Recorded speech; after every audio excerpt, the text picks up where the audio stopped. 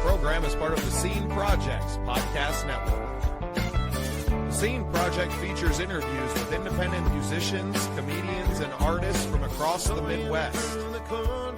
Become part of our community and support local art wherever you are.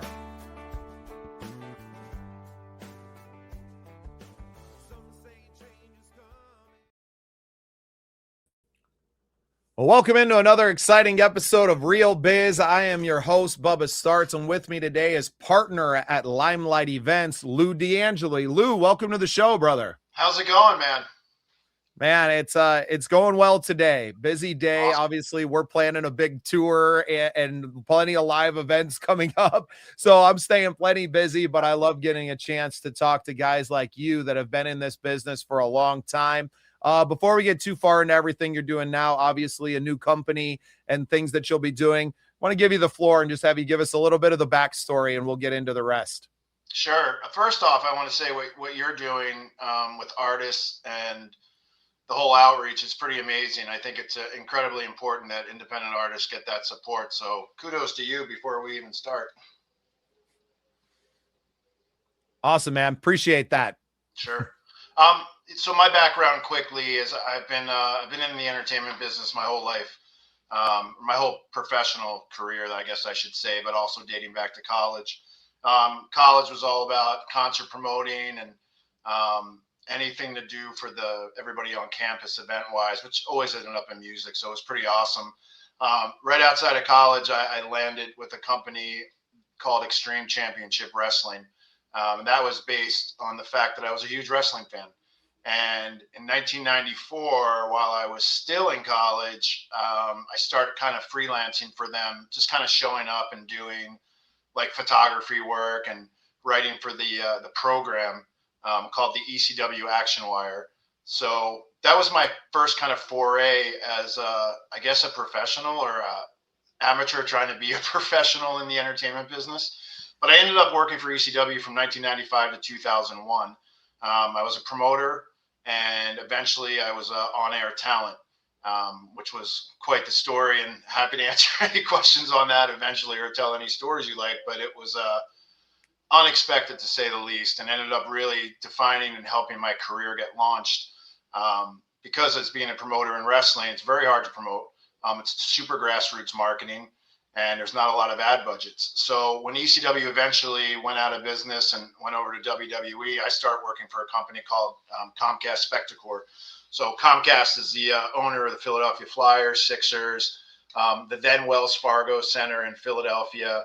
And my job there was to promote the concerts, help the Flyers a little bit, but primarily like on the family shows. So promoting Disney on Ice, Sesame Street Live at the time, and some various concerts, Tom Petty being the highlight. Tom Petty sold out, so it was awesome. I did nothing for the show except for put it on sale because it was Tom Petty, but it was still a real amazing experience doing that. As part of that company, I got to open the Budweiser Events Center in Loveland, Colorado as well. Super career highlight. That was over 20 years ago, and the building's still going strong. Eventually, that led me to WWE. So World Wrestling Entertainment. I was the director of marketing and primarily focused on fan access, which is their event they do for fan interaction. And we built that up from 140,000 square foot event, which is huge, to what they're at right now, which is enormous. But what was interesting about that was really the first foray into WWE being able to have that fan engagement, but also sell sponsors into that. So there was that kind of piece for anybody that wanted to target the WWE fan, which was Slim Jim and the Army National Guard at the time. So fan access gave them a place to activate. So really proud of that. It went really far, still goes really well, and really happy and good revenue ultimately. WWE was great, but then I was recruited by Cirque du Soleil, and I've spent 11 years in Las Vegas with Cirque as the vice president of marketing. So I was overseeing everything in terms of the partnerships, revenue, marketing, ticketing, you name it. For all the shows in Las Vegas, as well as the ones at the time we had in Los Angeles, New York, and Florida. Great gigs, so much fun, did things I never imagined. But that came to an end. And when that came to an end, I started doing a lot of consulting and freelancing for a couple of pro wrestling companies again, some upstarts, and that brings me to where we're at today with Limelight. So that was a little long-winded, but I hope that gets it into a nutshell. Well, yeah, but you've done so much. You've been a part of some really great organizations. I mean, obviously WWE. I mean, even if you're not a wrestling fan, they permeate the, public diaspora, right? Like they are part of our culture these days, regardless of how you feel about the on air or on the mat product, right? So really incredible to have been a part of that and that history of moving up, through that, working with promotions, but also working with the buildings and having a foot in all the different aspects of it, even being, like you said, on air talent for ECW. Yeah, that was quite the thing. It was, something you said was I was really fortunate. I think the career path I took really exposed me to a lot of different ways to promote, a lot of different dynamics, and I started at the grassroots level. You start handing out flyers, and I used to be outside the ECW arena in Philadelphia with hot dogs and Diet Pepsis to hand out to people so they would come in and watch the show. That was how we filled the audience. A lot different than selling tickets to Tom Petty, huh? I always mention the Petty story, man, because it's Tom Petty, and I remember there's a picture of me and him on my Instagram. It's crazy because I was 27 years old, blown away by the fact that I was even asked to do it. And then, working with their management and the concert promoter, but really like it sold out instantaneously. It was pretty much like, here, put the event on sale, which we did. And then sold out at a second night, sold out. But all I did was place advertising. I think Tom Petty had something to do with selling the tickets. Yeah, well, and it speaks to the different kind of marketing that you have to do, right? From zero, literally just have the, one of the biggest rock stars of all time, or having a promotion that you're literally having to like feed people to get them to hopefully buy a ticket to get them in the door. And I mean, I've done more of the latter of that, the guerrilla marketing and really almost begging people to come and check out what you're doing. And not so much on the other side, which I'm Cirque du Soleil, the same deal. People want to see that show, right? You're not having to do a ton of, marketing in that. Or the marketing looks different. Not that you don't have to market it, but the marketing looks different. People want to see the show, but maybe they don't know when and where it is. And the marketing in that essence is more of like, well, we have 3 shows a day and it's running, and you're running in multiple locations. I mean, they have multiple locations just in Vegas alone, don't they? Like promotions going at the same time. Yeah, I mean, it was way different working for Cirque versus WWE or anything else. And the main difference being with WWE, they're destination events, right? They're one-offs. They're one WrestleMania a year, one SummerSlam a year, one Royal Rumble a year, one Survivor Series a year. With Cirque, I mean, we could have, 7 shows running every night, 2 shows a night, 14 shows in total. So you're like 80, whatever that is, plus a week. There's a lot. And the differentiation between the two in the same market, I mean, at any time it was 7 shows in Las Vegas at one time, including Blue Man Group. So you really had to differentiate, and you really had to break through a lot of clutter. And what we had found, just I think it's interesting for people to know, is that the identities of the shows were almost lost within the Cirque du Soleil name. And the example I give to everybody is that it's, somebody would go to the Bellagio and say, oh, I saw the Cirque show there, and that's all they would say. They wouldn't say the name of it. Or I saw the Cirque show at MGM Grand. They don't know the name of it. So I think marketing under a brand like that, also you need to create the identities, so the brand, like you said, it's not trouble selling tickets. It's just the volume of tickets you have to sell and the selling points and the consumer promise per se, or the brand promise per se, that you have to fulfill on each show. So everything's a little different. And that's why you have like what I call show experts, right? You have people assigned to do the day-to-day marketing and all that kind of stuff. So it was a big challenge, ultimately. Yeah, and I assume at the top of that, a lot of what you're doing isn't necessarily like show, and you're not making the flyers and doing that, but you're overseeing these teams for each different show and having to organize and to really put a lot of things in motion at one time. It's a huge job. It was. However, I had a great team. I mean, those guys from 2010 to 2000, I don't know, 21 or whenever, there were some really good people there. And it was like, I always, everyone says hire people smarter than you. I mean, I did that. I didn't do it intentionally, but there really are the best people. And, that division was responsible for $500 million of revenue a year as majority EBITDA contributor for the company. So we had a lot of fun, certainly a lot of pressure, but those guys did a great job. And I was just there to kind of push it through. So.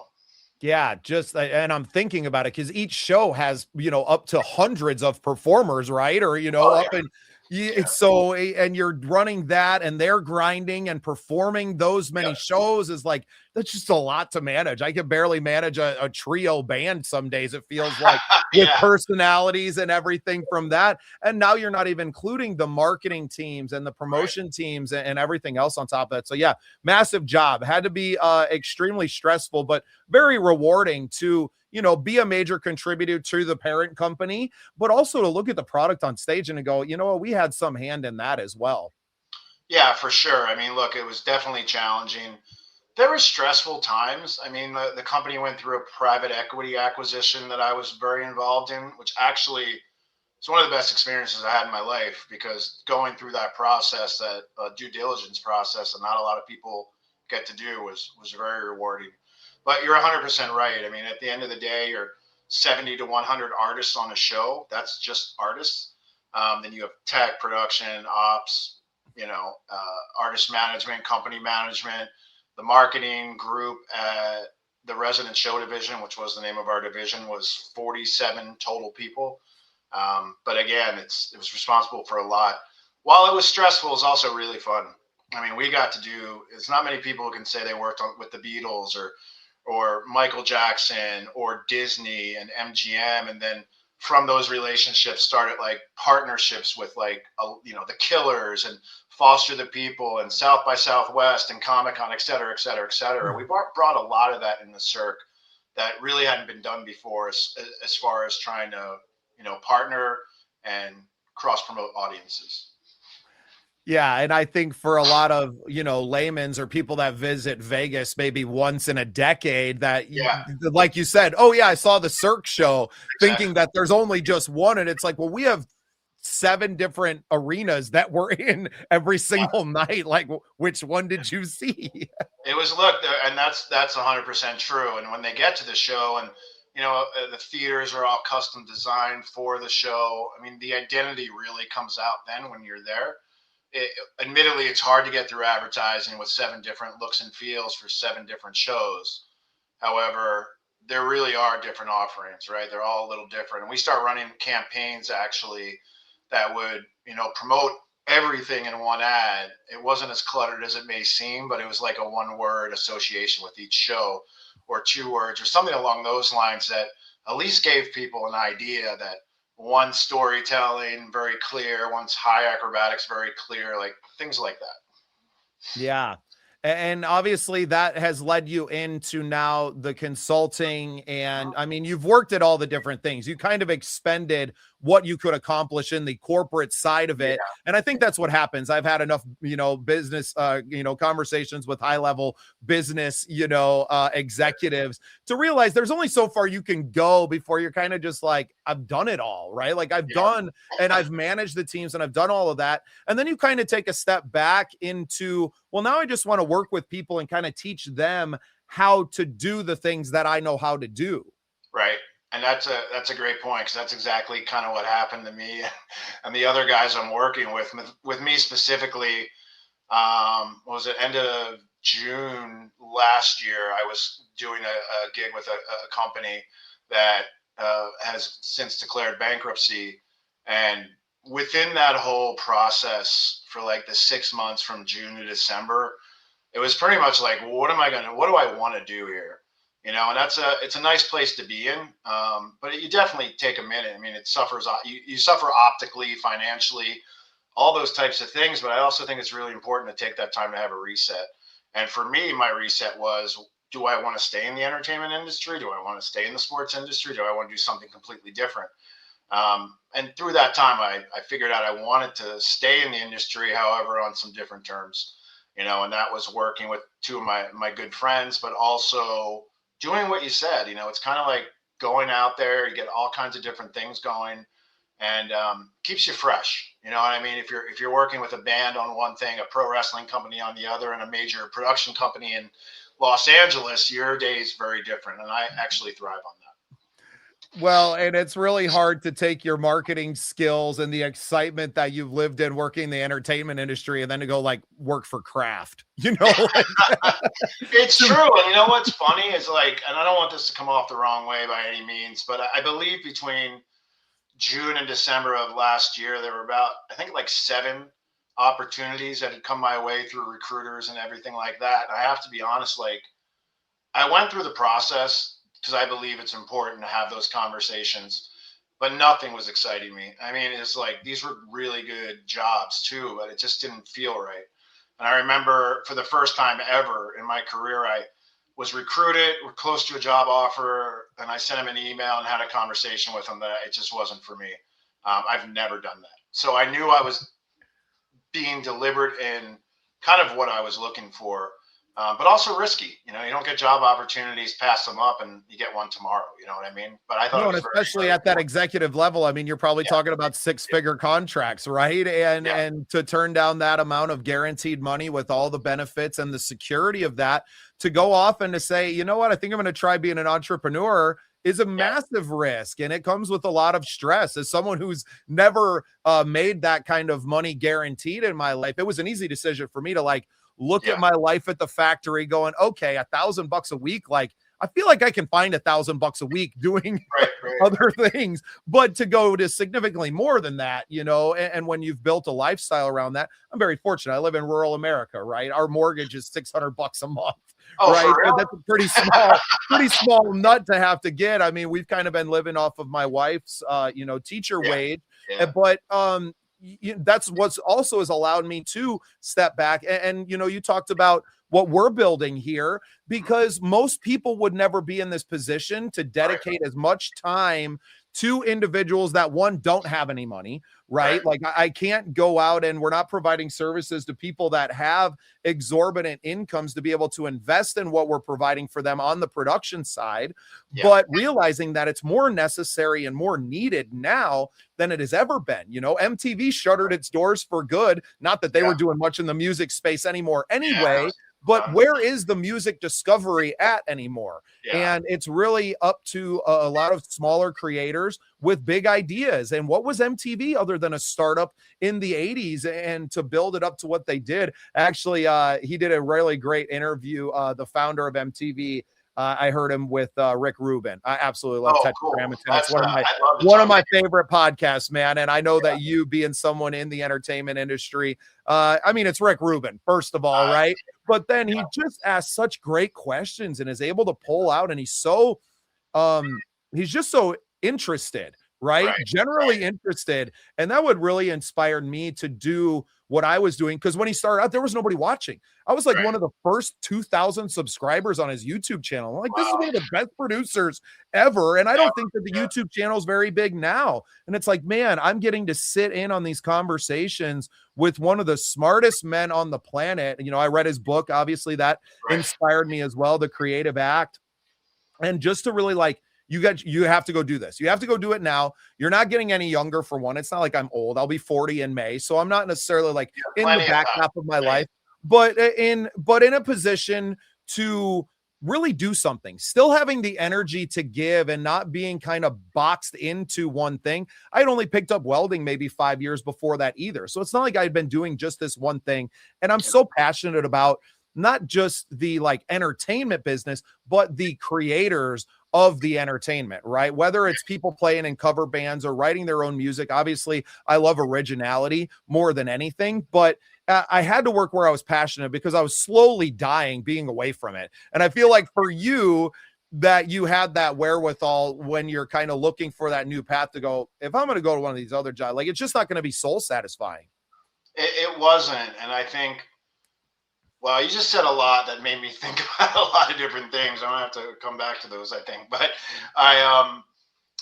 look, passion's everything. And I was really lucky to work for companies, Comcast and Cirque, in WWE that I was really passionate about, and they like fueled the passion. I was never not passionate. Sure, there's times you get frustrated. You mentioned like stressed over some things, and you're dealing with so many different personalities. But to me, all those kind of gigs lead you up to here, where it's like, all right, I've worked for this person, this company, this industry. So you're kind of like well-rounded in a lot of different things. And, you know, with the jobs that specifically, like I was talking about last year, I think a lot of them were isolated onto one thing, obviously the company, but then also marketing.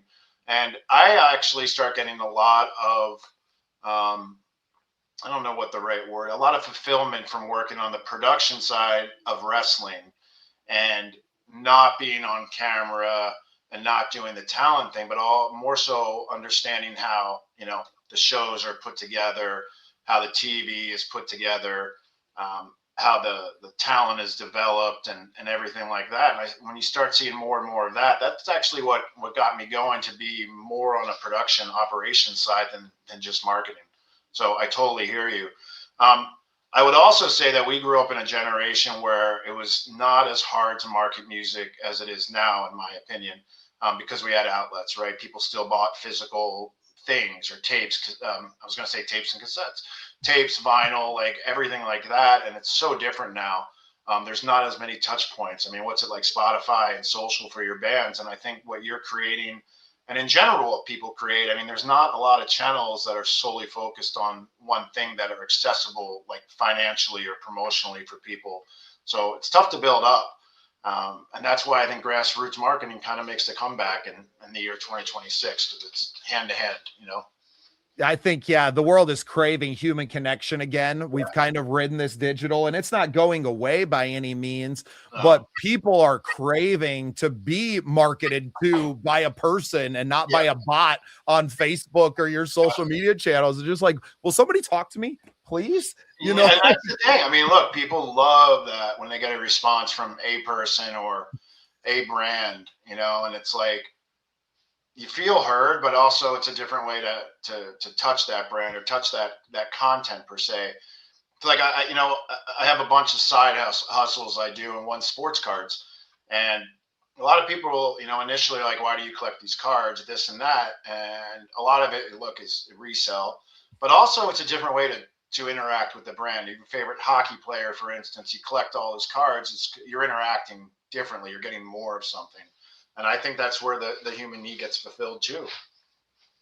Yeah, we're gonna have to create some unique touch points like that for our artists. I think I started doing an artist directory where it was just, now I haven't included everyone that we've had. I've interviewed over 500 artists in 2 years, right? Awesome. Like we've had a lot of people on the show, always reaching out to more. I mean, it's every single day that I'm reaching out to some band on Instagram. You know, the algorithm feeds them right to me now, right? I've kind of trained my algorithm like new artists that have less than 5,000 followers, right? Yeah. And I'll reach out to every single one and just say, hey, I'd love to have you on my award-winning podcast. And some respond and some don't. And to me, it's kind of, it doesn't matter. There's so many out there. I'm never going to run out of content. Most of my content for 2026 is already scheduled and on the books, right? Like it's already done. We're going to be moving into 2027 by, you know, the end of March. And now it's about what other distribution points can we tap, right? I'm trying to create so much and to create a higher quality of it now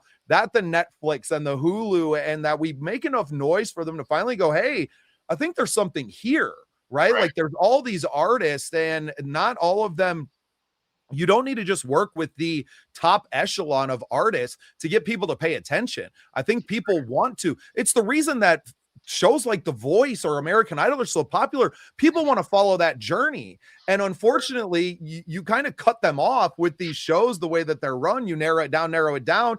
And then most of the people that win, you never hear from again either.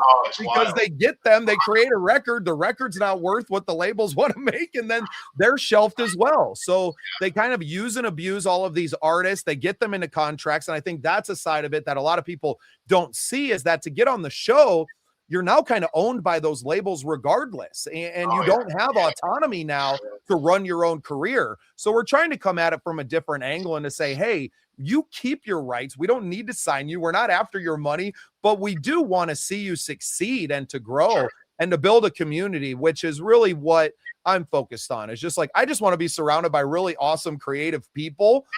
Please come onto the show, or, you know, find us on the tours and come share your art with the world. Look, I agree completely. And that's why I was saying, like, the forum and everything that the platform you've created is so important. You know, it's like everybody nowadays, and I really feel strongly about this, and it can be a band, a wrestler, an actor, like whatever. They have so many places to promote. You know, they have so many ways to get their message out. Whereas like in the 80s, 90s, there definitely wasn't that, but it was more of a concentrated thing. Like you mentioned MTV or like Spin Magazine and all these types of things, Metal Edge, Hit Parade, or Circus. I'm talking about all the things I read growing up, but that was all out there. And getting in that was the challenge, right? And now it's like you have social channels, you have everything you can cross promote with. I mean, you should be nonstop marketing. And we preach that, not preach it, but it's highly suggested to wrestling talent a lot because they have their own personalities.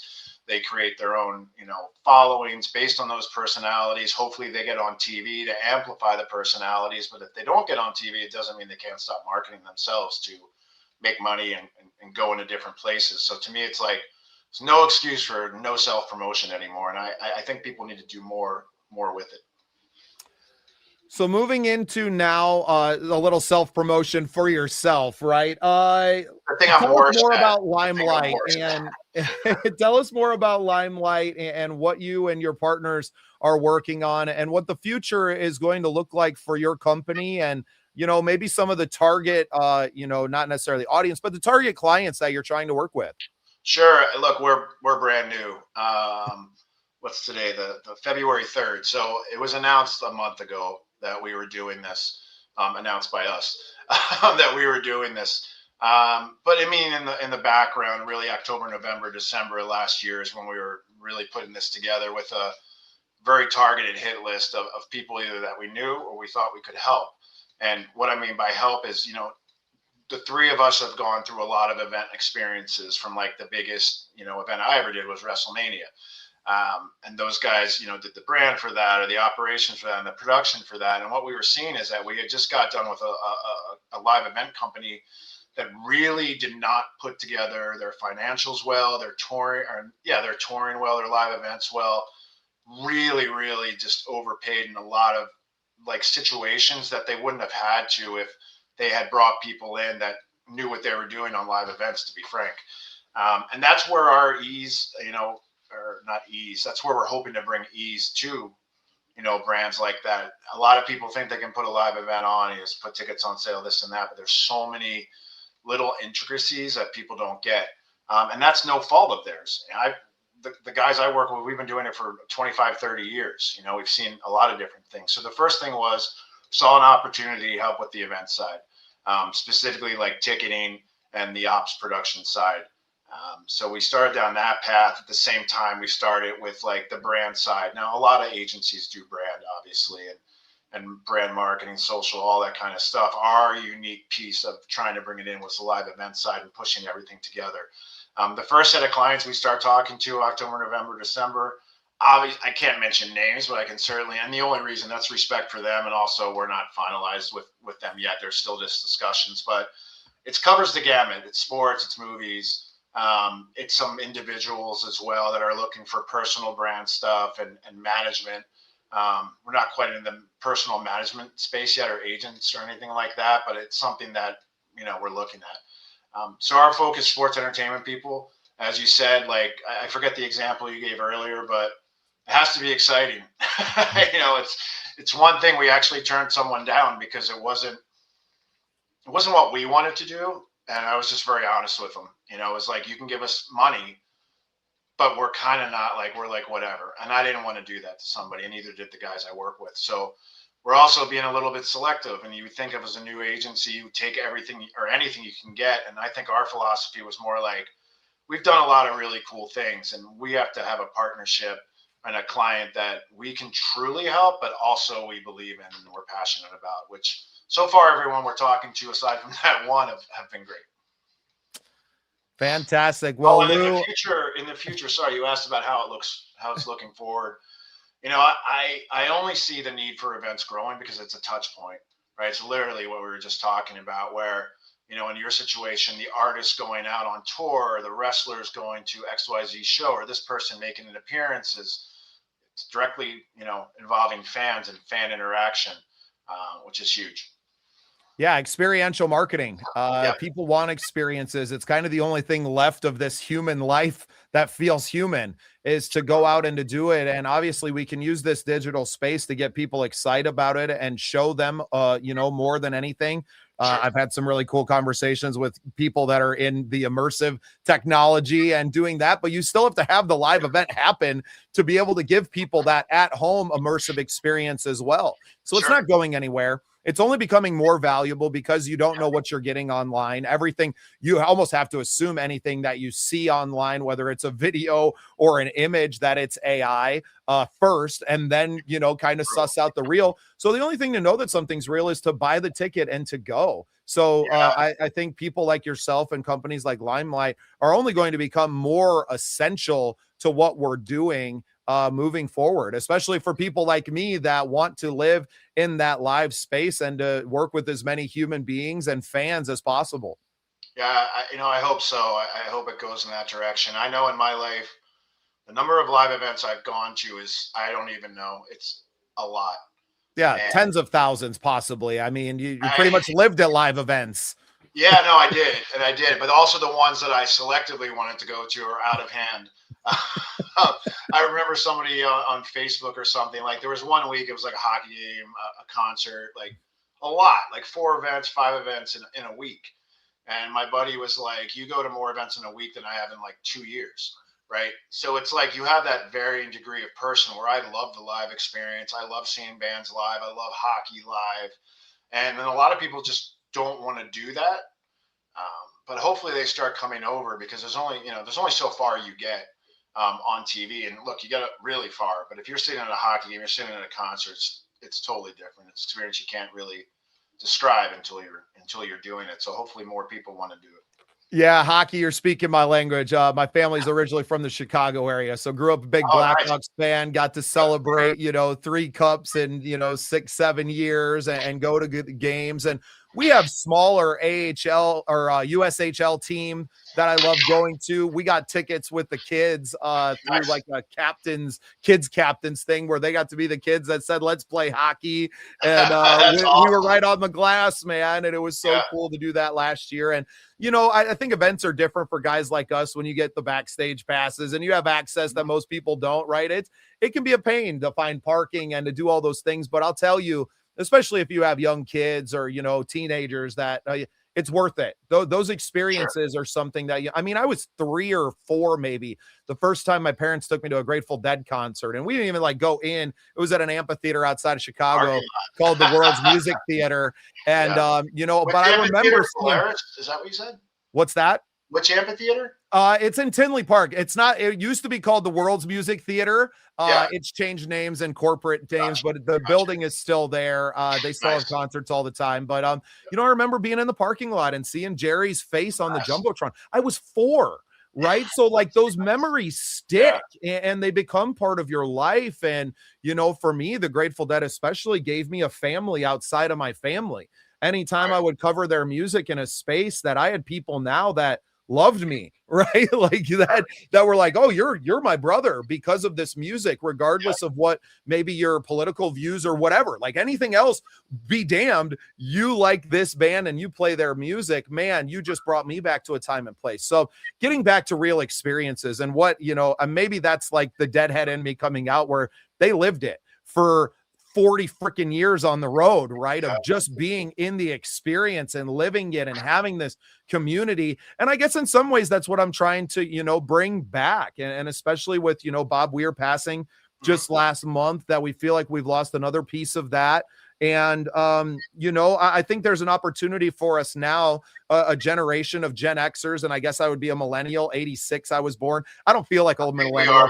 millennials. We moved into the freaking middle of the woods when I was like 10, 11 years old. So I like went back in time. My neighbors, when we lived outside of Chicago, had Windows 95, right? And the internet, and they were like on dial up. And then I moved AOL dial-up and Prodigy, my friend. Yeah, well, and then I moved out to South Dakota, Lou, and I didn't have internet until, I don't think my dad got internet at the house until after I graduated high school again, right? So it's like, in some ways, I went back in time there for a 10-year span, but very grateful for that.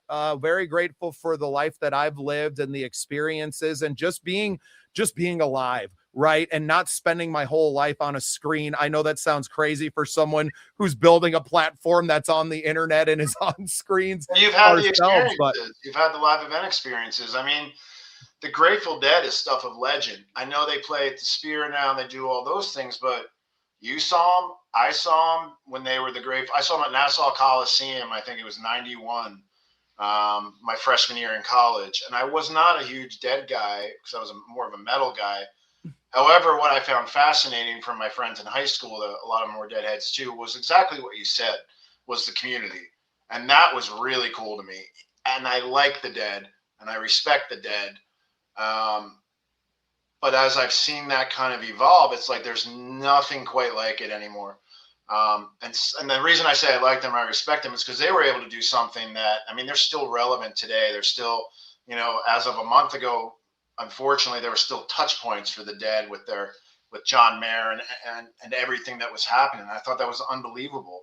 It was, and I know they also kind of, like, a lot of people where that's not the Dead or that's not this or that's not that, but I also, like, that's fine and all. But it is also paying tribute to that music with the original guys, some of the original guys that wrote it. To also touch on what you said about experiences, my kids, like, they were so spoiled that I'm sad I did it all, because now it's like, it's unbelievable because they're older. So now it's like, oh, can I get this? Can I get that? And it's usually a no now, but yeah, also Dad doesn't have it like that anymore, guys. Sorry.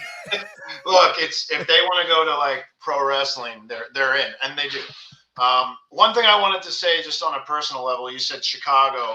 So I'm a big sports collector, and me and two of my buddies went to Bedard's first game in Pittsburgh ever, his first game. And so I have the ticket, which is, again, a physical piece of something, authenticated, so it's real. I know that probably you can't see that well, but that's the touch point. Like, I went to the game, took a zillion pictures of Bedard and Crosby's first face-off together and the whole thing. And my buddy works for the Penguins, so fortunately I was able to get the physical piece, which is kind of what we've been talking about a little bit. Yeah, exactly. So I actually had the opposite, where Kane and Taze were still on the ice 2 years ago together, and I went to see them up in Minnesota. That's a kind of our closest metro. Yeah. And the Blackhawks were playing the Wild. The Bulls were playing the Timberwolves. Oh, wow. And there was a Vikings game on a Saturday. So we went Friday to hockey, Saturday to football. Yeah. I think that might have been the Colts comeback. Minnesota had a 33-point comeback. So a historic game, club level seats, which kind of spoiled the shit out of me too. But then, yeah, basketball. So you talk about experience, like, man, my wife, this is like, was exhausted by the end of all of it, right? And I'm like, man, what's next? Like, is there a show we can go to after this? And I don't know. There's something about the energy of the live events.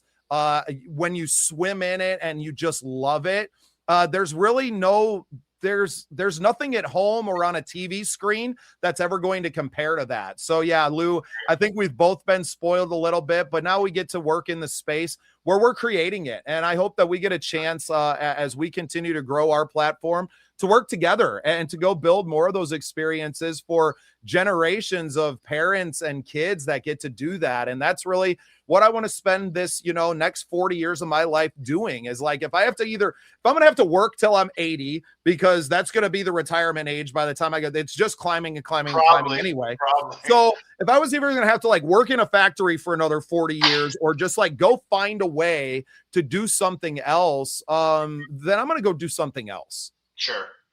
Yeah. I mean, look, there's something you said, and so whenever I go away, or whenever I have to go for work, personal, visit my daughter in college, it's going to sound horrible, but the first thing I do is look, my daughter goes to CSU.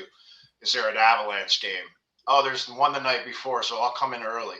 Or there's one right after, Parents' Weekend. I'll stay a day later. It's the first thing I do.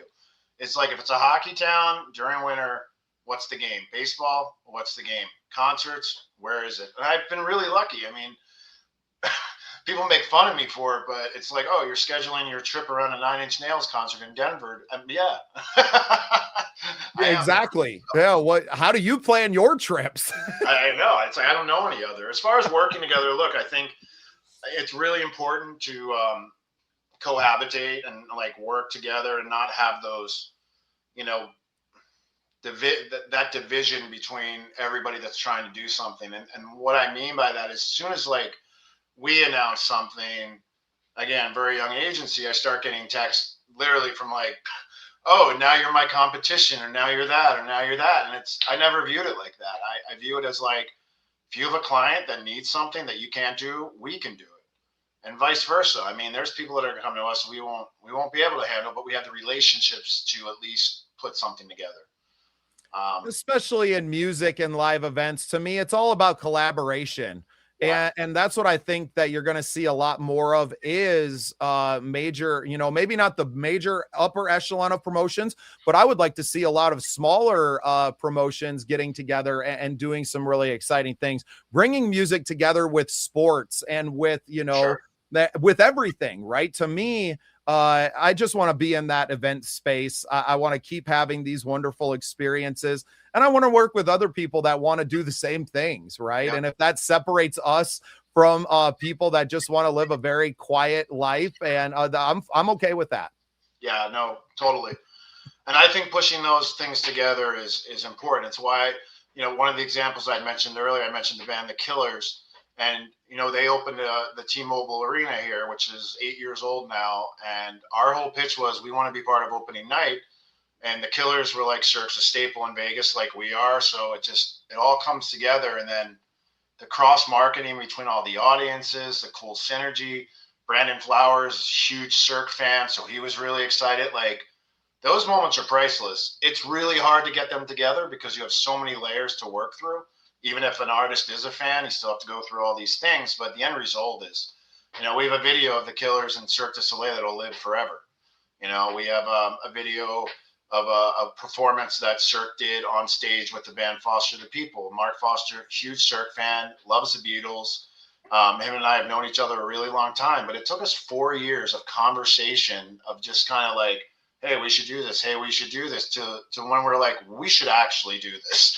And here's the time, here's the place. And it takes forever. And there's a lot of coordination between show teams and band, and there's not a lot of time. But when it comes off, man, there's nothing like it. I remember sitting in the crowd that night. I was just blown away because it was an idea 4 years ago of just two guys talking.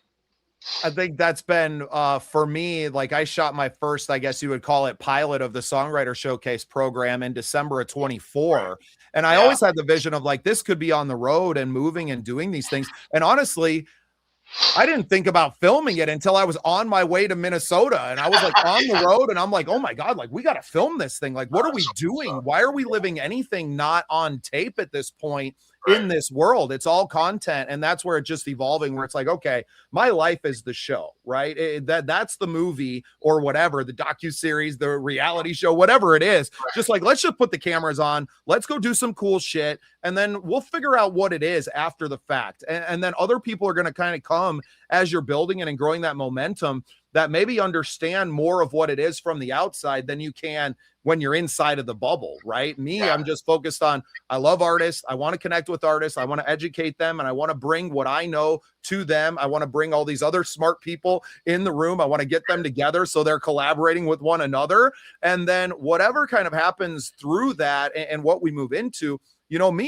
I think this goes to theaters. I think we're not far off from this being a much larger show than me struggling to find a venue where we're at right now. And obviously when this comes out, the tour is going to be over already, right? Like, and that's the thing, is that I'm constantly living in the future, and from where people consume our content, like it's already happened. So those of you that are watching in the future, I hope that you were at the show. I hope you got a chance to connect with us. Lou, go ahead and plug Limelight. Let people know where they can find you if they have an event and they need some help with, the marketing of that. And I'll let you get out of here today. Sure. LimelightEvents.net, old school website.net. That's the best platform for right now. And I don't know if it's going to be April right now. So hopefully things are a little more developed, but that's the spot. My social at Instagram is Lou_D'Angeli that you can also reach us on, but that's the plan. Awesome, Lou. Man, it's been a pleasure chatting with you today, being friends with you now and watching your company grow and watching both of our companies grow together, hopefully here very soon, and seeing what we can do to impact this world around us and to bring some really awesome entertainment to the people. Lou, thanks for being part of the scene. Thank you for having me. I'm happy to be part of the scene. I look forward to more things together.